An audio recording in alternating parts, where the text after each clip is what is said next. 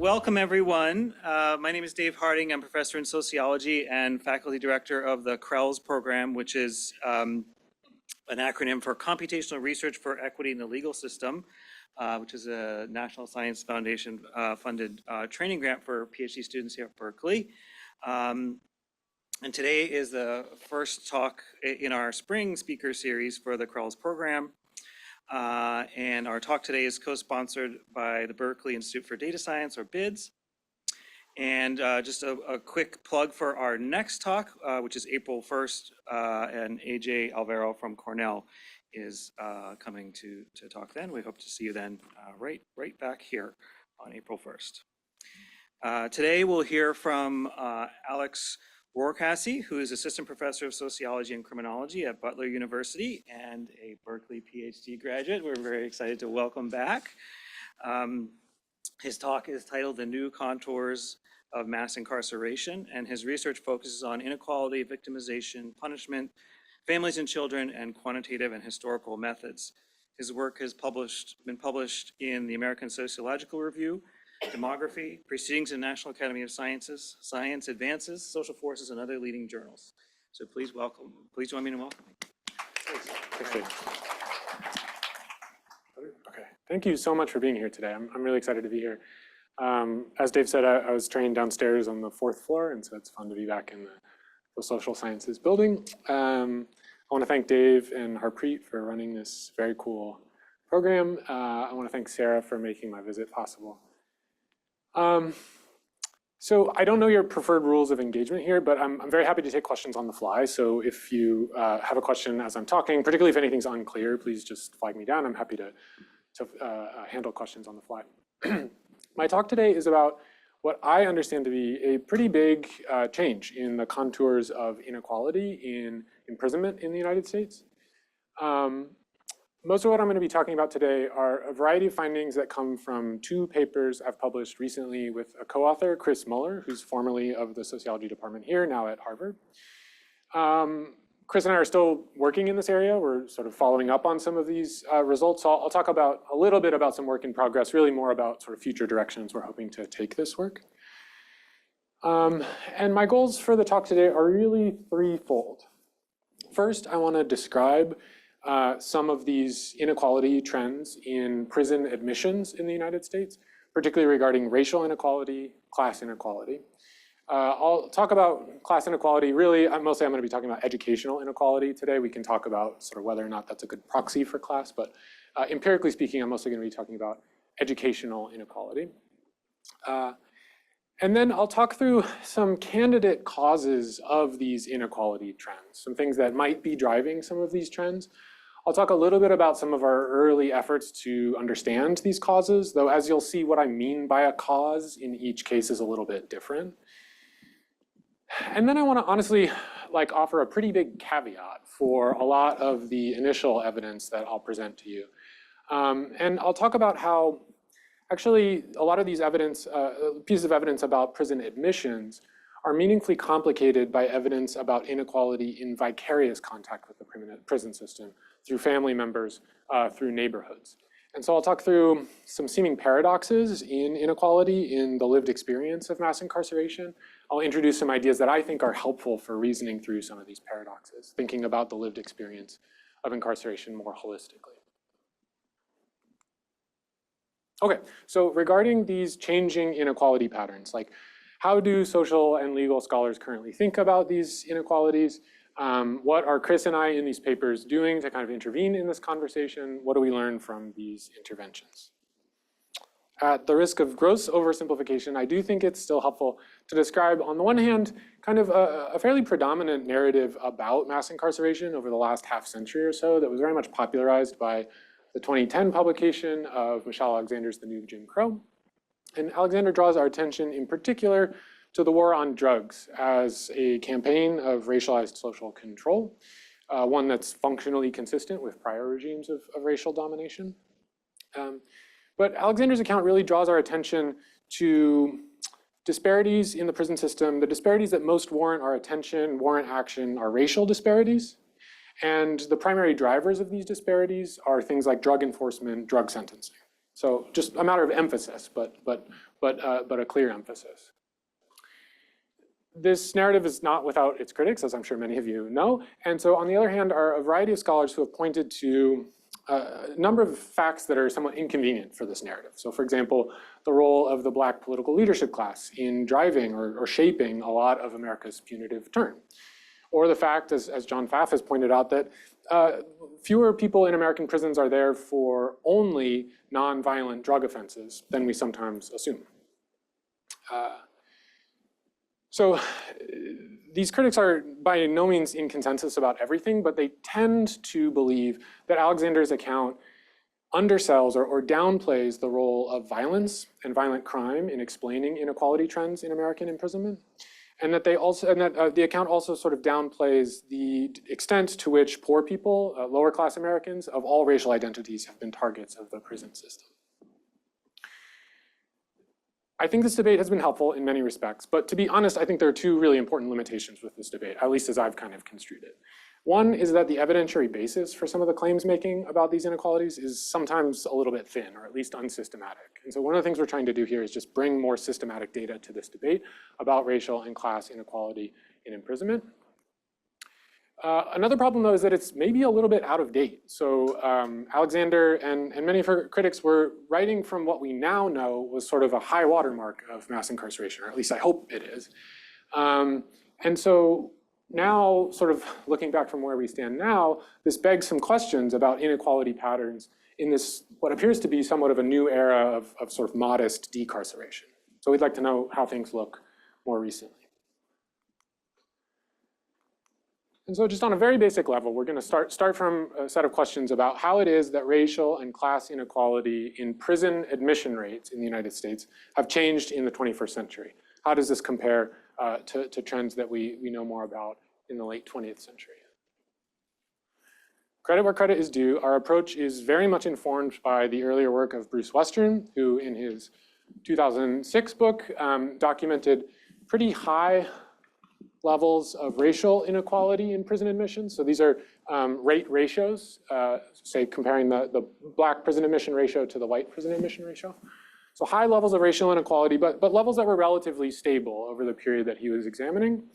While on the other hand, even higher and indeed increasing levels of educational inequality measured in terms of the rate ratios of people who had not attended college compared to people who had attended college. Bruce's work is, I think, grossly understudied in some of these debates, or undercited in some of these debates, and it's really helpful, I think, in adjudicating claims about the late 20th century. But to a very large extent, we're kind of extending Bruce's methods, extending the data that he used into the 21st century, and seeing how it changes some of our stories about mass incarceration. So how did Bruce create this figure? What did he do to actually get here, and what do we do to kind of update this figure? So like him, we'll use our primary source of data is going to be the National Corrections Reporting Program.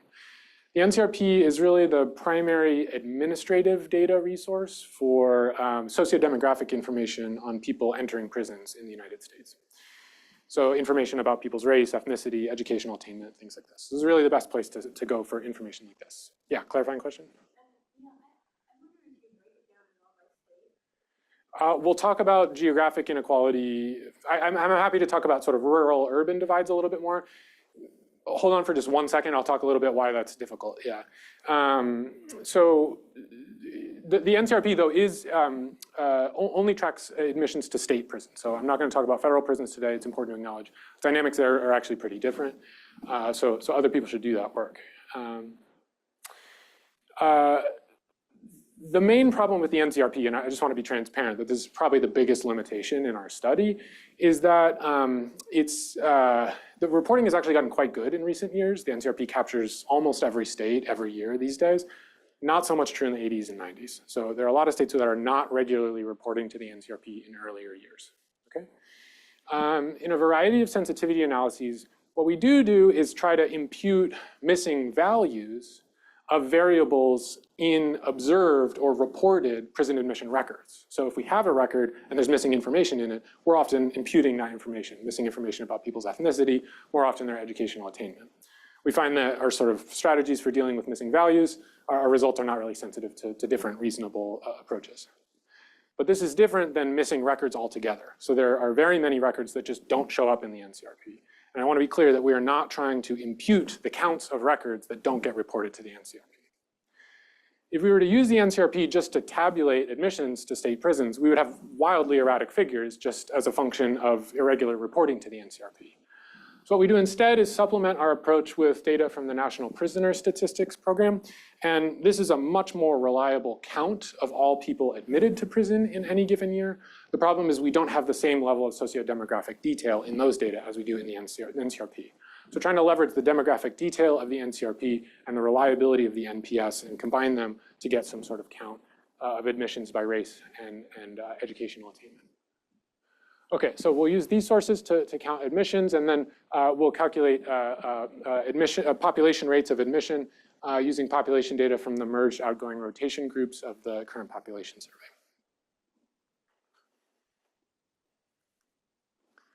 Okay, so what does this actually look like? How do we marshal these data? So our analysis is going to start in 1984 when the NCRP gets like decent, and then it'll go through 2019, which is the last year for which we have data from the National Prisoner Statistics. So I want to be clear that we don't know as much about what's happened in the last 5 years. Things could be quite a bit different, honestly, over that period. So I want to be clear that I might talk about like today, but really by today I mean 2019. We only have data up through 2019.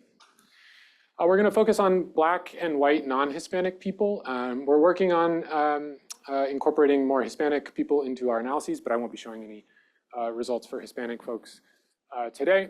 And then we're going to subdivide the population into 2 education groups. And we're going to slice the educational attainment distribution at the margin of whether or not you've attended college. So if you attended college, not necessarily gotten a degree, have you ever attended college? Have you spent any time in college, or have you spent no time in college? This isn't necessarily the education margin we would have chosen if we had our choice, although it ends up being a pretty important one, a pretty interesting one. We're working on analyzing other margins, and this does actually seem to be a pretty big one. This is a margin at which a lot of inequality is actually arising. The main reason we do it is that this is the margin for which we have the most consistent measures over the whole period of our analysis. It's also what Western did, so it makes our results comparable with his. That's always nice.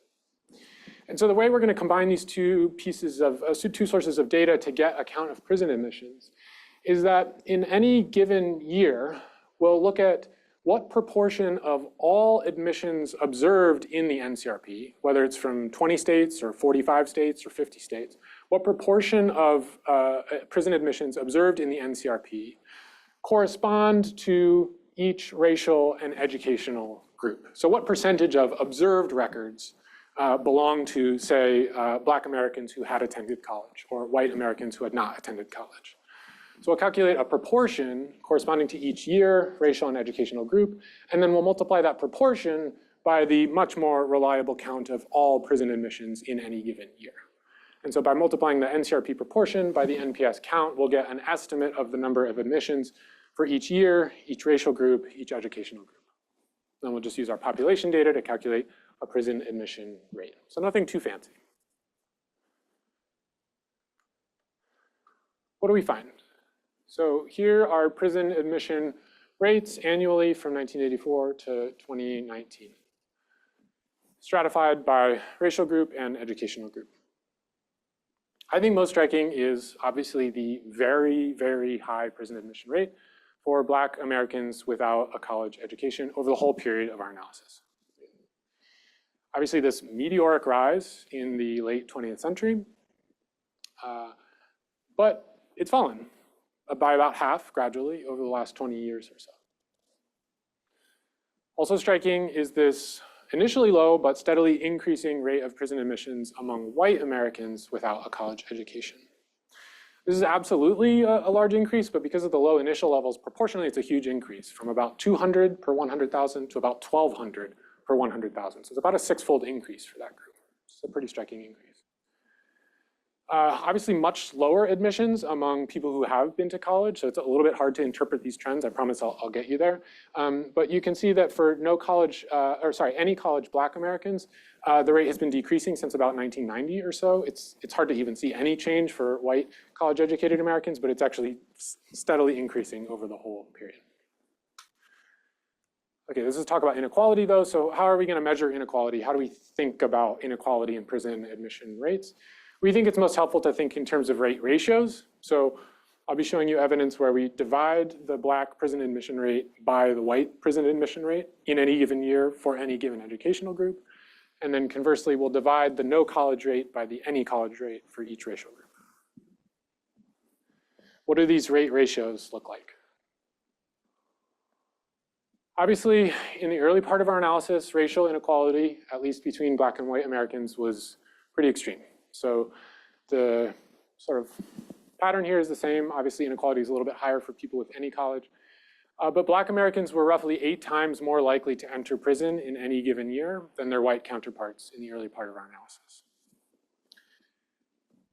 Obviously, and quite happily, this has fallen considerably. So in 2019, the numbers are much lower, but I really want to emphasize in this talk that these numbers are still very high. So among people without a college education, Black Americans are still about twice as likely as their white counterparts to go to prison in any given year. And for people with a college education, Black Americans are about 2.6 times more likely than their white counterparts to be admitted to prison in any given year. Okay, so it's just, we need to be careful when we talk about these things, right? Huge decrease, still really large disparities. The story for educational inequality is quite a bit different. So in the early period, disparities between people without a college education and with a college education, both among Black Americans and white Americans, were like roughly comparable in scale to racial disparities. So in the early part of our analysis, I think we can say that, like, at least as we measure it, right, it's a little bit measure dependent, but at least as we measure it, racial inequality, educational inequality, were like roughly comparable in scale. But of course, they have very different trends, right? This is a logarithmic scale, so that's important to note. By 2019, among Black Americans, people without a college education were 26 times more likely to be admitted to prison in any given year than their counterparts who had attended college. And among white people, people who had not attended college were 32 times more likely to enter prison than people who had not gone to college. So really, it's just enormous disparities. I'll give you a minute to take pictures. I'm happy to send you any of these slides, though. Okay, so these are just the kind of preliminary descriptive findings about overall inequality. But what's driving these trends? I think obviously the causes are many. It's probably going to take a generation of research to really figure out what's going on here. But I do want to talk through 4 like candidate causes here that I'm thinking about, that Chris and I have published a little bit about, that's guiding some of my research going forward. So 4 things. The first is the role of specific offenses in contributing to prison admissions in different ways. So like what kinds of offenses are driving these inequality trends. Second, how might changes in the educational attainment of Americans over this period, which have been pretty substantial, drive or maybe just like confound some of our analyses? How would we want to think about that fact? Third, Americans are not sorted into different communities randomly, right? Different kinds of people live in different kinds of places systematically. And we know from research, including people in this room, that subnational criminal legal system reform is uneven across the country. And so maybe it is that some people in our analysis are experiencing criminal justice reforms that other people aren't. And then lastly, I want to sort of speculate about some technological economic changes over this period that might be driving differential change in people's risk of coming into contact with the criminal legal system. Okay, regarding sort of offenses and how different offenses might be contributing to these inequality trends.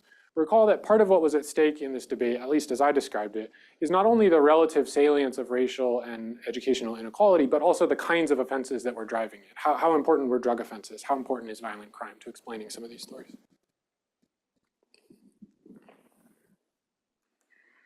So we'll just ask kind of straightforwardly, how did specific offenses contribute to some of these inequality patterns? To do this, what we'll do is sort of group prison admissions according to the offense for which people are admitted to prison.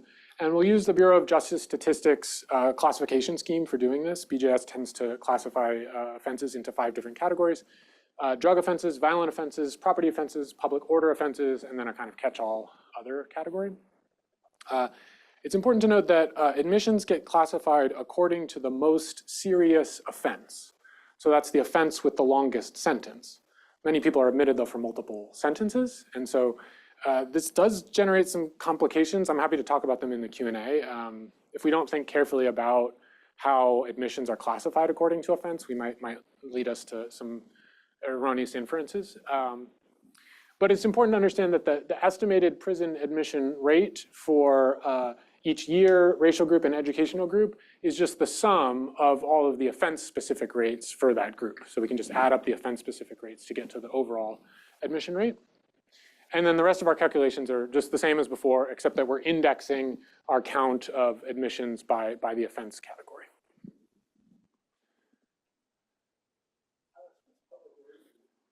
Yeah, like disturbing the peace.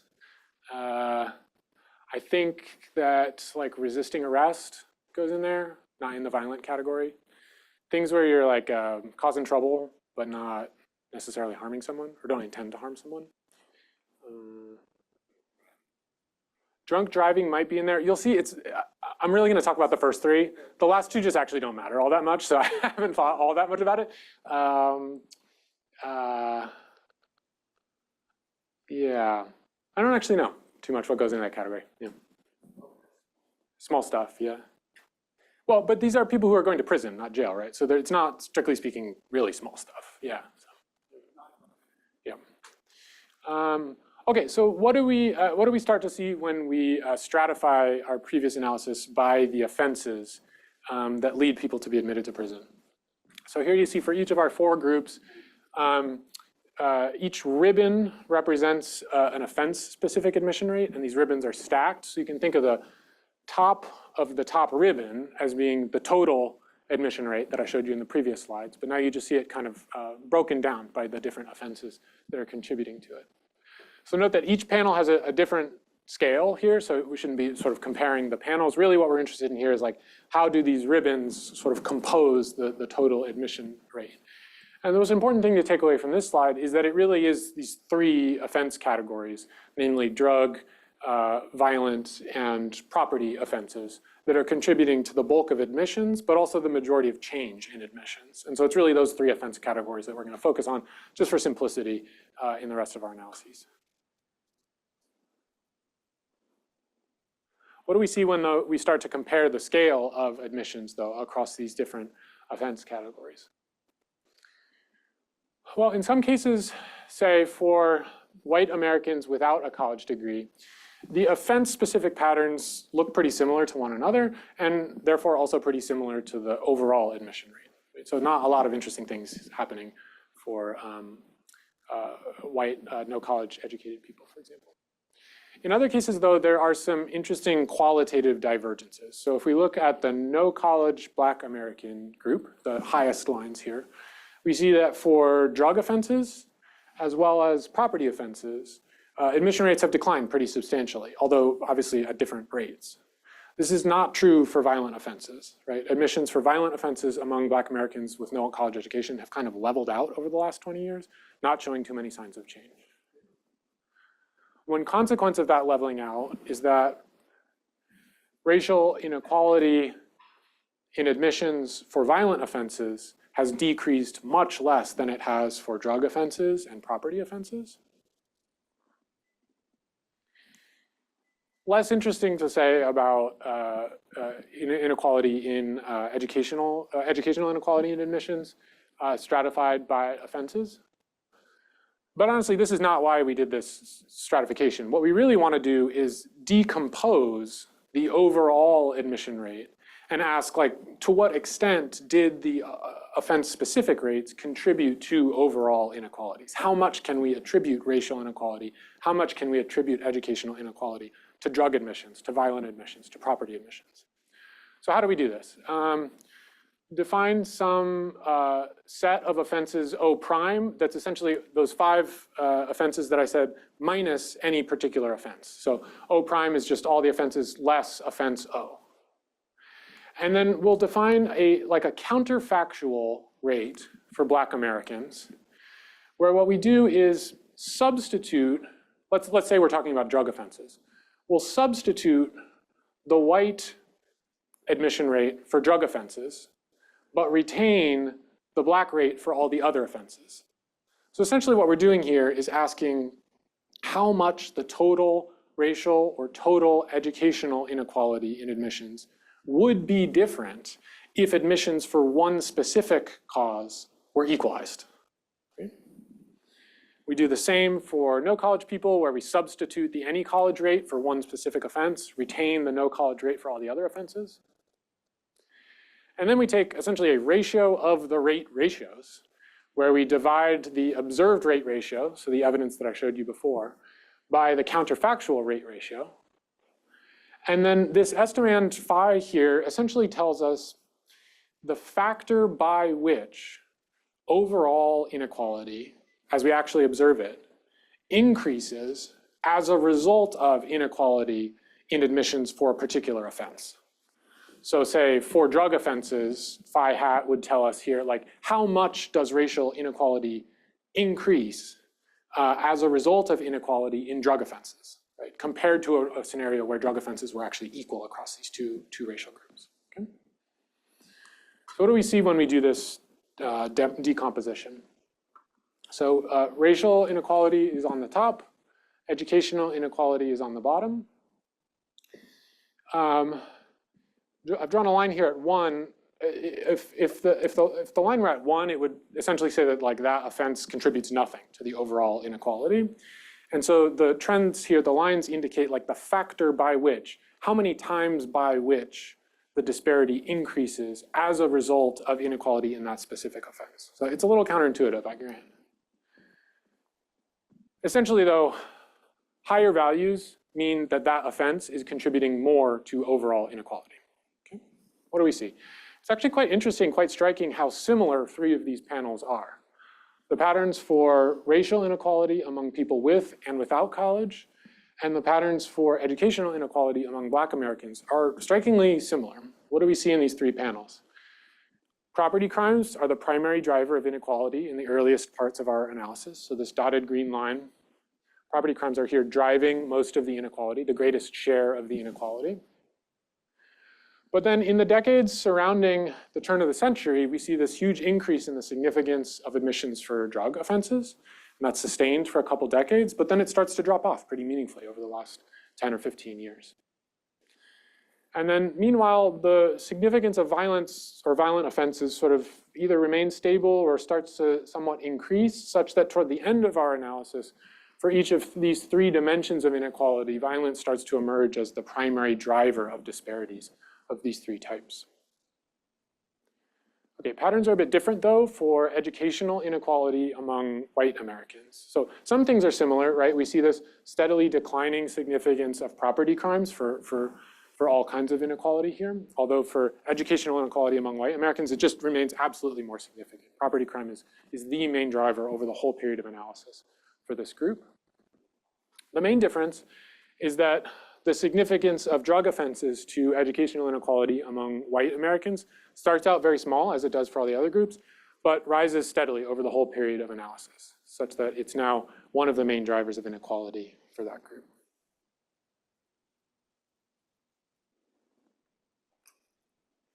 Okay, so this is kind of what we learned from decomposing our findings in this way. Another consideration, though, is honestly, as I said, kind of more of a confounder than a cause. We would want to make sure we understood or were addressing this factor if we were to give confident interpretation to our results. And that's the fact that during the period we study, there's a pretty significant change in the educational attainment of Americans. Particularly, more people are going to college. Okay? This has the consequence that both our lower education group, people without college, and our high education group, people who attend college, are increasingly negatively selected over time. This can bias our result of educational inequality. And it essentially means that without some sort of adjustment or correction, if we only rely on nominal education groups, we're not comparing people of similar relative social advantage or disadvantage over time. We're comparing apples and oranges if we compare people who have and haven't been to college in 1984 and 2019. And so we do a sort of adjustment to kind of correct for this. I should note that this has been a point of some methodological contention in the research program around educational inequality in mortality, particularly due to deaths of despair. And so there's actually been a lot of methodological innovation in this space as well. I think what we do is probably the most rigorous thing you could do with our data, but if you're interested in sort of more computationally intensive approaches to dealing with educational selection, I'm happy to talk about that.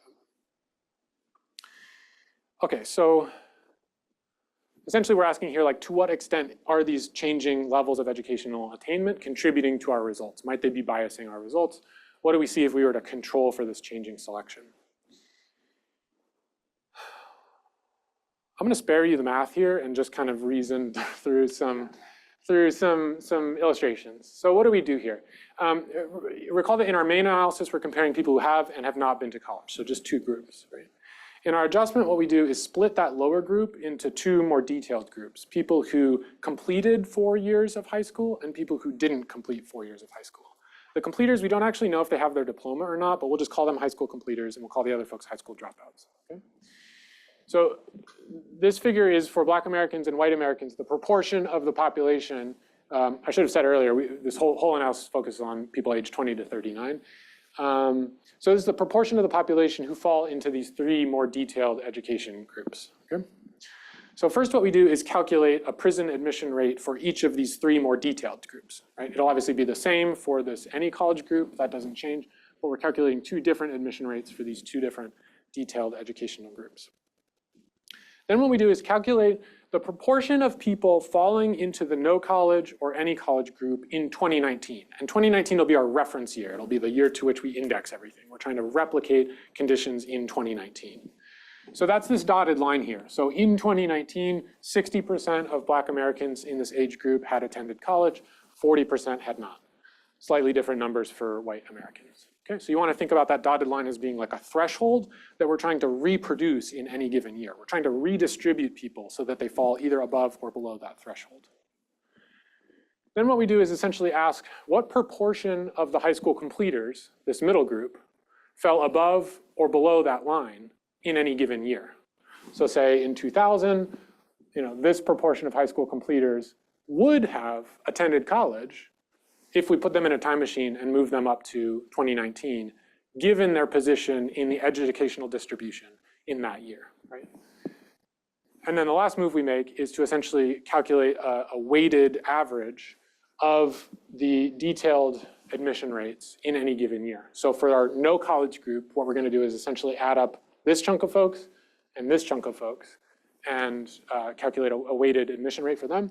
And then for the no college, or the any college group rather, we'll do a weighted average of like these folks and the rest of the folks. So it's essentially just a kind of weighting exercise where we're using a more detailed set of prison admission rates and then reassigning people according to whether they would or would not have attended college in 2019, given their position in the educational distribution in any given year.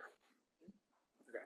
So this is essentially analyzing fixed proportions of the educational attainment distribution. So this kind of more or less achieves our goal of analyzing people with similar levels of social and economic advantage, right? They're analyzing their position in the distribution. This, of course, is only valid on the assumption that people within any given group have a uniform risk of imprisonment. Maybe that's a strong assumption, but it's the best we can do. What changes when we do these adjustments? Well, as regards racial inequality, basically nothing, right? It doesn't really change our analysis, so that's good to know.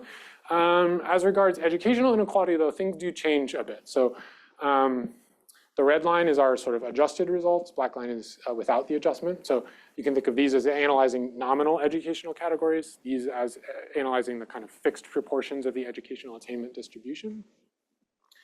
By construction, they're going to be identical in 2019. But as you can see in earlier years, they're quite a bit different. More specifically, we see lower levels of initial educational inequality in the adjusted results. And that's more or less to be expected given the way we do the adjustment, because we're essentially reassigning some of these high school completers to the any college group. They're going to have higher risk of imprisonment. And so to an extent, it's sort of an artifact of our method. But this I don't think really changes qualitatively our conclusions, our findings. Our story doesn't change. If anything, it really just shows that if we were to think about sort of fixed levels of advantage, this story about educational inequality, it's even more dramatic. The absolute scale of the change is even bigger, and the pace of that change is actually accelerating even faster.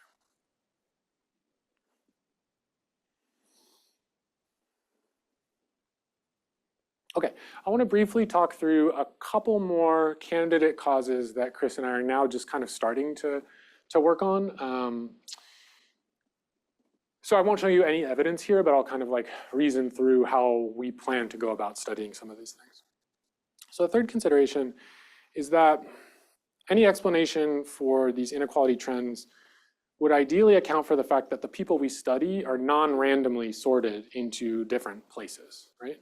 And we know from a variety of research that the punitiveness of the US prison system is not uniform, and it's not stagnant, right? It's changing.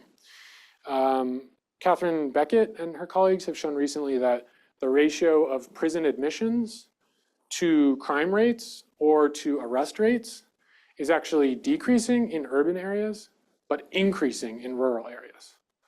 That is to say, we can think about the sort of punitiveness of rural areas as increasing over the last 15, 20 years, and the punitiveness of urban areas as decreasing somewhat. Right? Okay, of course, people of different racial and educational groups are more or less likely to live in rural or urban areas. And so some of our findings might be driven, at least in part, by the fact that Black Americans and college-educated Americans might be disproportionately likely to enjoy some of the liberal or progressive criminal legal system reforms that are concentrated in urban areas, whereas white Americans, less educated Americans who disproportionately live in rural areas might be more likely to disproportionately experience more punishing, harsher criminal legal system regimes. And so we're working on this. We're trying to further stratify and decompose our findings according to whether or not people are admitted to prison from a rural or an urban county. We only have county level data, so this complicates things. We only have like good crosswalks since like 2006, so we're actually not able to say so much about the late 20th century. We can say much more about the recent path. I'm happy to talk more about this in the Q&A, but we really only have very, very preliminary findings here.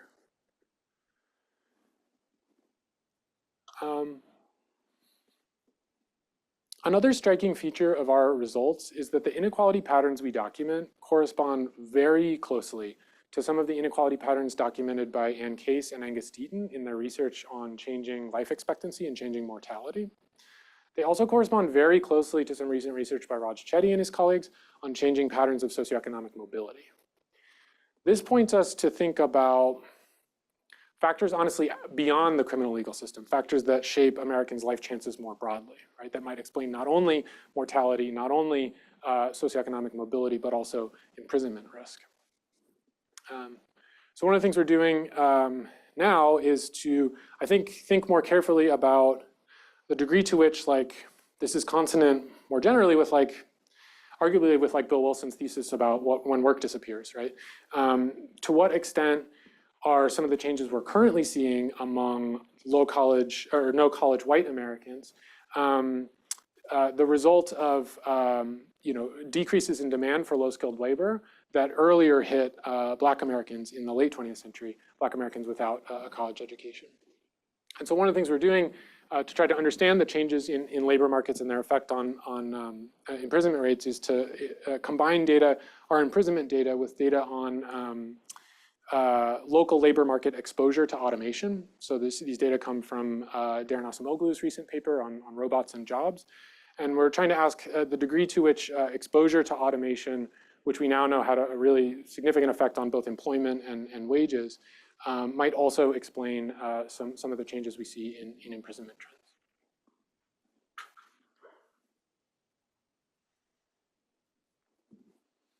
Okay, I said I was going to give you a caveat at the end, and it's time for the caveat. mostly I've been documenting or describing our results regarding declining racial inequality and skyrocketing educational inequality, right? I said that these were roughly comparable in the early part of our analysis, although they're obviously measure dependent. But I think, honestly, by any reasonable measure, it's, I think, fair to say that educational inequality now dwarfs racial inequality in prison admissions. Okay? But to state the obvious, going to prison oneself is not the only way that one comes into contact with the carceral system. Right? Our friends, our family members, our neighbors might go to prison. And we know from a lot of research that these vicarious contacts with the prison system are pretty consequential for our health, for our income, for our civic engagement, for our trust in the law. And so I want to highlight a seeming paradox that Chris and I have documented recently. Most of these results come from our social forces paper from a few years ago. But I take pains to emphasize this because I think it really does complicate some of the prior trends that I showed. And that's that despite declining racial inequality in prison admissions and skyrocketing educational inequality in prison admissions, it actually remains the case that as regards vicarious contact with the prison system, that is the imprisonment of people's family members or their exposure to high imprisonment neighborhoods, racial inequality remains at least as large and maybe even larger than educational inequality. Okay? So we have a divergence in inequality patterns between direct and indirect contact with the prison system. And this seems a little bit paradoxical. It wasn't immediately clear to us how this could be the case. So let me show you first some evidence about this, and then I'll try to reason through this seeming paradox. So I'll spare you the kind of detailed data and methods, but these results come from an analysis of the FAMHIS survey. FAMHIS is a survey that was fielded in 2018, and it was designed specifically to measure family member incarceration. So how likely people are to have a family member incarcerated.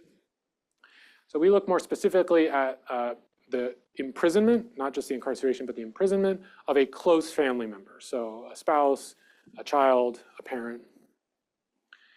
And what we see is that using the sort of same divisions here, that the black-white disparities in the likelihood that someone has a close family member imprisoned are actually a bit larger than the educational disparities in family member imprisonment. This is somewhat at odds with the evidence I showed you about prison admissions. Similar difference in results when we look at neighborhood imprisonment. So here what we do is rely on a resource called the Justice Atlas of Sentencing and Corrections. And this is a little known data set that covers, I think, only 13 states, but it has the unique value of measuring imprisonment rates at the census tract level. So this allows us to get a better sense of neighborhood imprisonment. So we use this resource to ask then, what neighborhoods in these places have very low levels of imprisonment, so the sort of lowest half of the neighborhoods in terms of their imprisonment rate, or say very high levels of imprisonment, so the sort of top 5% of neighborhoods with respect to their imprisonment rate. So we first measure neighborhoods in terms of their imprisonment rate, and then we ask how likely are people of different racial groups or different educational groups to live in a very low imprisonment neighborhood or a very high imprisonment neighborhood. What do we see here? Well, regarding very high imprisonment neighborhoods, the black-white ratio in the likelihood that one lives in a very high imprisonment neighborhood is very large, and indeed considerably larger than the educational disparities in the likelihood that someone lives in a very high imprisonment neighborhood. The inverse is true for low imprisonment neighborhoods. Black Americans are about half as likely as white Americans to live in a low imprisonment neighborhood, whereas the corresponding educational disparities aren't quite as large. Essentially what we're seeing here is that whereas educational inequality in prison admissions is now much larger than racial inequality in prison admissions, the same is not true for indirect contact or vicarious contact with the prison system. There, racial inequality seems to continue to predominate. How? This seems like a paradox. We think we can make sense of it, though, using this idea of class permeability, which is an idea that comes from Erickel and Wright's work. Class permeability is essentially the degree to which we are socially connected to people from other classes. Right? It's a sort of version of social capital, you might think. And so if class shapes inequality in imprisonment, then one's total exposure to the prison system is a function of one's class position, which shapes the likelihood that you go to prison, but also your class permeability, which shapes the imprisonment risk for the people to whom you're connected. And so a large literature documents higher rates of downward social mobility among Black Americans compared to their white counterparts. And this means that Black Americans of any given class position are more likely to have poorer family members than their white counterparts. Again, countless studies show that as a result of segregation, ghettoization, residential discrimination, middle-class Americans, even middle-class Black Americans, even upper-class Black Americans are much more likely to live in poor neighborhoods than their white counterparts. So what this means essentially is that Black Americans have much more downward class permeability than their white counterparts, given any class position. And so it's actually racial inequality in class permeability that helps explain this paradox in results.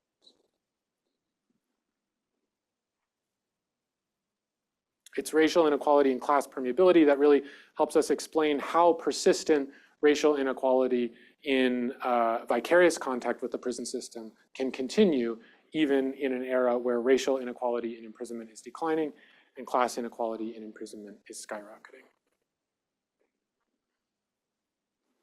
Okay, I think it's time to wrap things up.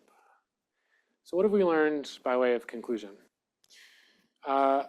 Black-white inequality in US prison admissions is declining, but it remains really high. So I just want to restate that among people without a college education, Black Americans are still twice as likely as white Americans to go to prison.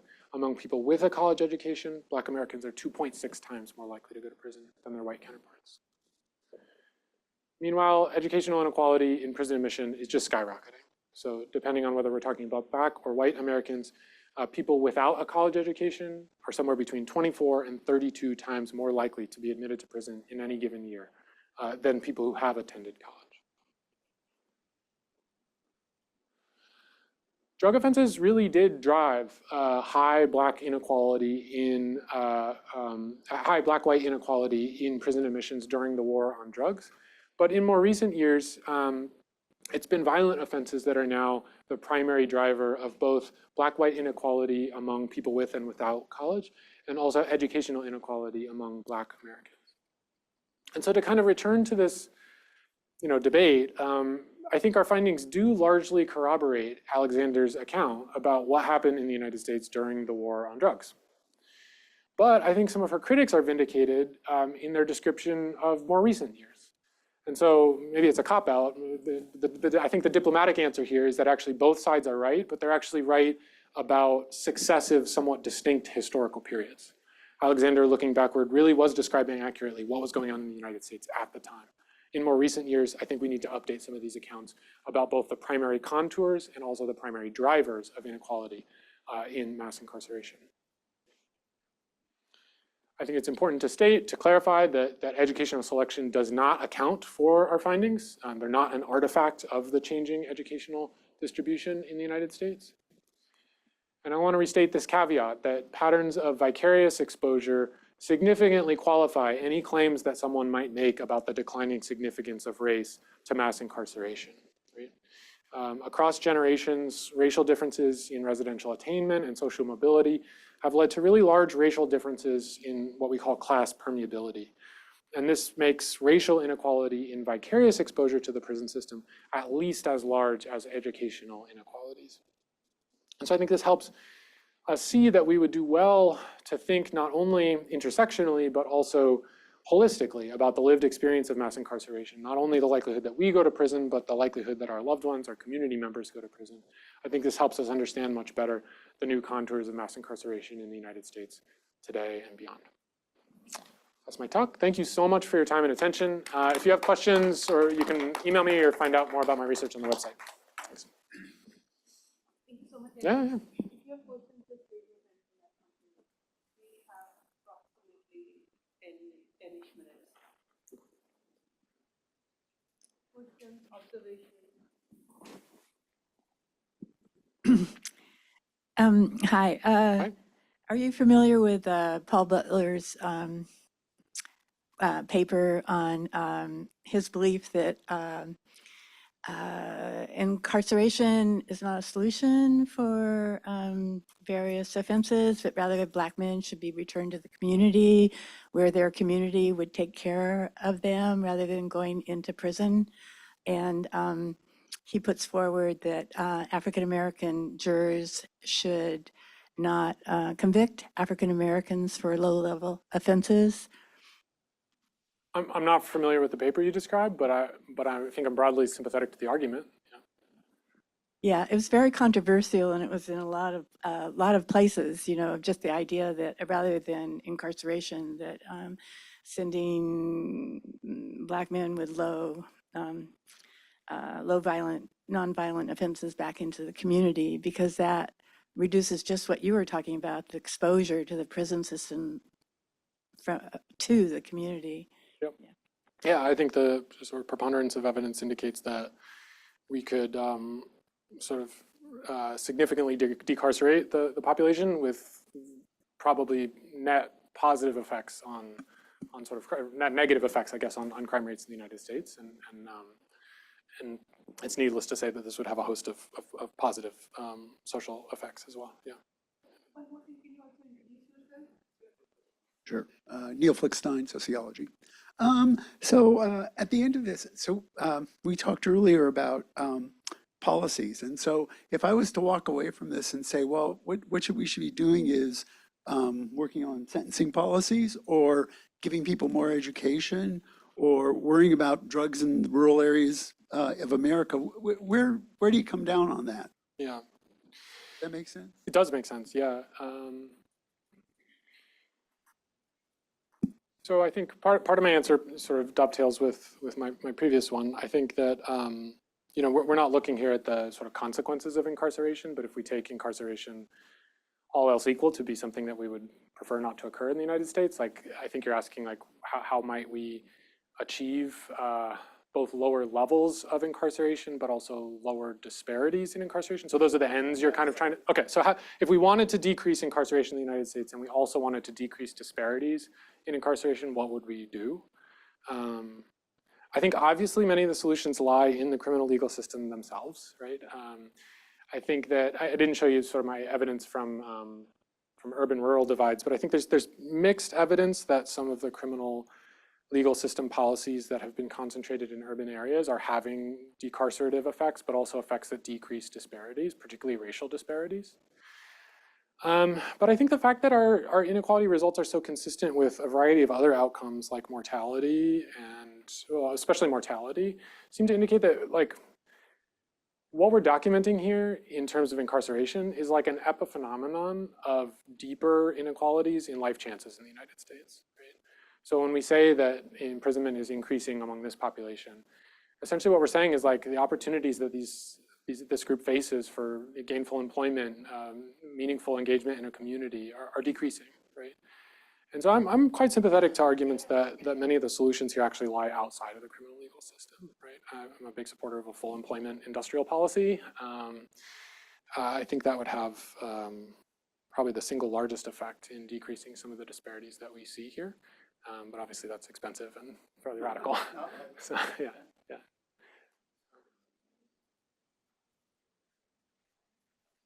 Hello, thank you. William Welsh, Hi, William. PhD student and Berkeley Sociology. Yeah, I was interested in kind of two things. One was the declining contribution of property crime to inequality, I think among all four groups. Yeah. And I was wondering if your interpretation of that is that property crime is becoming a more general phenomenon, not limited to one or the other subgroup. And then the other question I had is that, you know, while among white voters, no college voters voted in 2024, voted for Trump at about half again as high a rate as the college educated counterparts. Among black voters, no college voters voted for Trump 3 times more likely than their college educated counterparts. So I'm wondering what connection you might see, if any, between the results that you found and these voting results. Okay, yeah. Your first question was about property crimes and whether we're seeing, if I understood you correctly, some sort of like convergence in property offending across the different groups. I don't think we're seeing that. Like if you look at the absolute rates, I think those property offenses largely track offense-specific admission trends for like the groups more broadly. So I don't think I would explain that declining significance as a general convergence in offending. I have to be careful with my words here, right? Because there's a big difference between offending and being admitted to a prison for that offense, right? Yeah, regarding elections, I don't know. What would you say? What's the connection you see? I can't say I've honestly thought about it all that carefully. It's a quite nuanced question. You're saying essentially that partisan divide, educational partisan divides are actually larger in the Black community than in the white community? Yeah. And so you're asking how that would explain our results or maybe be an effect of our results? I guess I'm asking how might it be An effect of the results. Yeah. Right. Yeah. So well, it's important to acknowledge actually that if I'm remembering correctly, that like generally speaking, educational inequality in imprisonment rates is larger among white Americans than among Black Americans, right? But we also know that criminal legal system contact has much greater effects on things like trust in the law for Black Americans than for white Americans.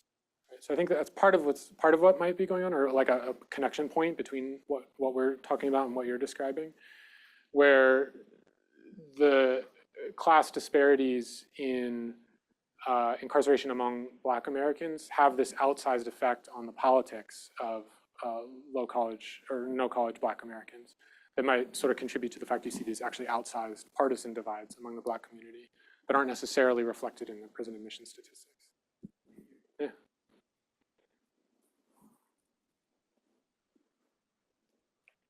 So you mentioned full employment. I wanted to kind of ask you to flesh out your thoughts on the interaction between your story and labor markets. Yeah.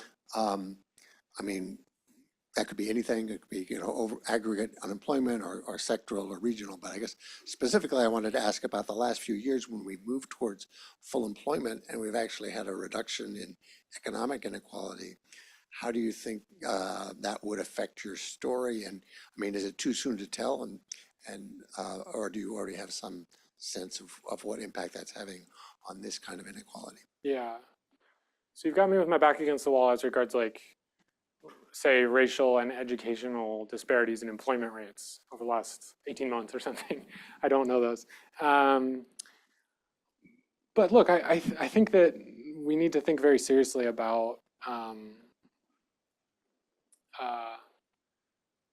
I guess offending, but especially prison admission for different offenses as a function of labor market opportunity, right?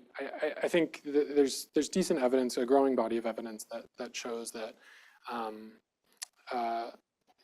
at different levels of geographic specificity, at different levels of sort of demographic specificity, that when folks have more meaningful opportunities for gainful employment, meaningful employment, they're less likely to end up in circumstances, no worries at all, that might expose them to the carceral system. So I can't give a responsible answer as regards like recent trends, particularly past the scope of our data here.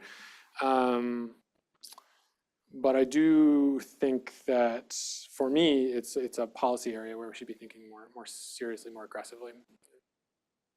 Sorry, it's a bit of a cop-out, but. Hi, my name's Taylor. I'm a PhD student over at the law school. Oh, cool. Would thinking about juvenile justice and maybe changes or rates that's going on, across the story over time, and thinking about how that maybe impacts educational attainment, does that change the story at all, or does it kind of fit into the model? Yeah, I think it could change the story, right? So we, a lot of government statisticians, when they measure educational attainment, often start at age 25, right? It's sort of reasonable assumption that our kind of educational attainment process is more or less complete by age 25. We're analyzing 20 to 39-year-olds here, so there's like a decent number of people whose educational attainment process may not have completed by the time they come into contact with the system. And of course, we know that system contact affects your sort of educational trajectory. You're of course pointing to the juvenile justice system, right, which we would expect to have an even more significant sort of effect on interrupting educational attainment. We have stratified our analysis by like 5-year age band, and it doesn't sort of change our story very meaningfully. So just in terms of like what we can show with the prison system data, we're not terribly concerned about kind of reverse causality here, where prison, our story doesn't meaningfully change when we sort of think more carefully about the possibility that prison admission is affecting educational attainment and not the other way around. But look, that's obviously not the case when it comes to juvenile justice. And I'm less well-versed on the juvenile justice research than I should be. But I think it's something we should probably think more carefully about. What is your thinking about how juvenile justice might be shaping this inequality story? I wonder if it would tell a parallel story. Right. Maybe it would, but I think that would see if it is running parallel. Right, where we couldn't say use educational attainment as a measure of class because we're talking about even younger people, but if we were to say look at parents' education and see how things were changing in the juvenile justice system, would we see similar patterns or not?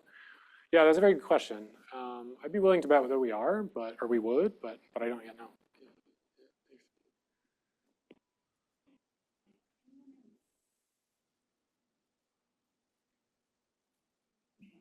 Alex, this would be the last question. Okay. I guess your study didn't really address social causes to these declines, but I wonder if, seems to me, some social movements like Black Lives Matter or the George Floyd protest might have contributed to some of the declines in drug-related prison admissions. Yeah, those mostly would have come after the period we're studying, right? But not entirely. And I think you see the sort of declining significance of admissions for drug offenses much earlier than some of those events. So they're starting in the early 2000s. Why are they declining? Yeah, oh, so good. Okay, so why are so many fewer people going to prison for drug offenses? Like why this massive drop-off? It's a good question. I think part of it, well, so it's a massive drop-off for Black Americans, right, but not for white Americans. So I was talking about briefly about kind of successive waves of economic, social, technological change that affected less advantaged Black Americans in the late 20th century and are now arguably coming to affect less advantaged white Americans to greater degrees. So part of it might be that the kind of drug epidemics that affected the Black population in the United States have waned to a degree, and now we see the opioid epidemic, which affects obviously all Americans, but particularly lower education white Americans these days. So part of it might be in sort of sequential drug epidemics that are differentially affecting these different populations. Part of it may be drug sentencing and enforcement reforms, right? So we've seen just look around, big changes in the enforcement of marijuana law, for example. It's really affected less educated Black Americans who used to go to prison for marijuana use and no longer do, right? I'd cite those as the two sort of major contributing factors, but they're probably not the only ones. Thank you so much for your time and attention. I really appreciate it. Thank you so much.